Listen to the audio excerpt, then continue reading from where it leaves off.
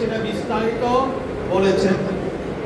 তো এটা সংক্ষিপ্ত সময়ে অধিক আমি যাচ্ছি না, শুধু এতটুকু বলবো, এই জিকিরগুলো আমাদেরকে যে দেওয়া হয়েছে, এটি যদি আমরা সঠিক নিয়মে যদি আদায় করি, আমাদের অন্তরের যে অবস্থা হবে সেটা হচ্ছে কি, হুজুর খাজা আব্দুর রহমান চৌধুরী রহমতুল্লাহ একটি উদাহরণ আমি বলতে চাই। খাজা আব্দুর রহমান চৌধুরী তার কাছে একজন সাধক আসলো, আসার পর জিজ্ঞেস করলো যে আমি সারা জীবন লা ইলাহা ইল্লাল্লাহ লা ইলাহা ইল্লাল্লাহ জিকির করি, লা ইলাহা ইল্লাল্লাহ জিকির করি, এবং প্রথম আসমান পর্যন্ত যেতে পারি, প্রথম আসমানের উপর আমি আর যেতে পারি না, কারণটা কি?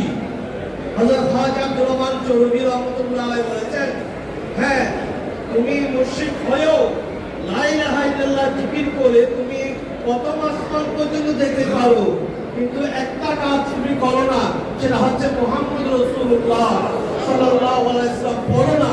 যদি মুহাম্মদ রাসূলুল্লাহ পড়তে তুমি উপরে যেতে পারো। সুবহানাল্লাহ। তো এই লা ইলাহা ইল্লাল্লাহ জিকিরের এত ফজিলত বরকত, তো বলার নিয়ম কি? হুজুর সাইয়েদনা গৌসে পাক রাদিয়াল্লাহু তাআলা বলেছেন যে এটা নিয়ম হচ্ছে যেভাবে তোমার শেখ তোমাকে পড়িয়েছেন সেইভাবে তুমি পড়ো। তো আমরা যদি সেইভাবে পড়ি, হুজুর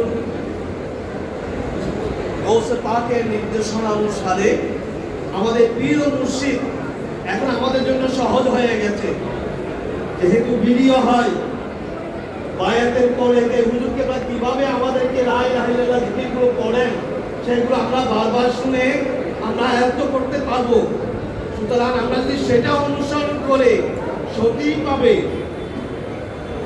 আমরা যদি ওয়াজিফাগুলো ঠিকভাবে আদায় করি, আমাদের আর দুনিয়াতে কোনো কিছু চিন্তা টেনশন থাকবে না।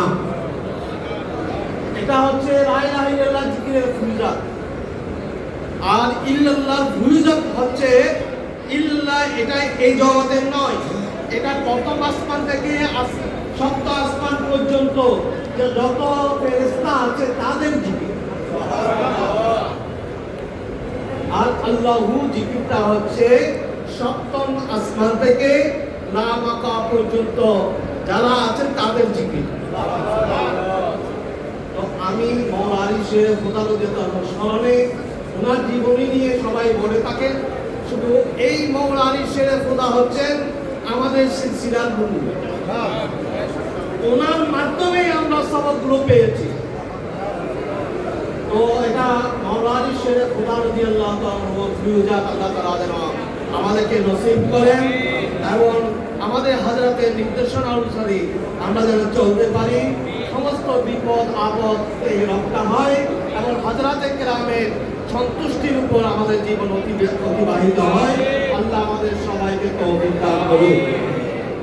আর এটা হচ্ছে ইফতারের মুহূর্ত।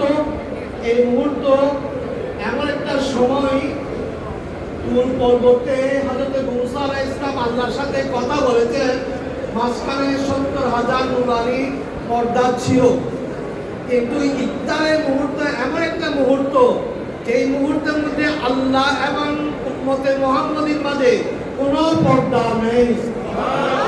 সঠিকভাবে যদি সে রোজা পালন করে, তবে ইফতারের মুহূর্তে তার এবং আল্লাহর সাথে যে সান্নিধ্য, সেই সান্নিধ্যের সম্পর্ক অনুভব করবে ইনশাআল্লাহ।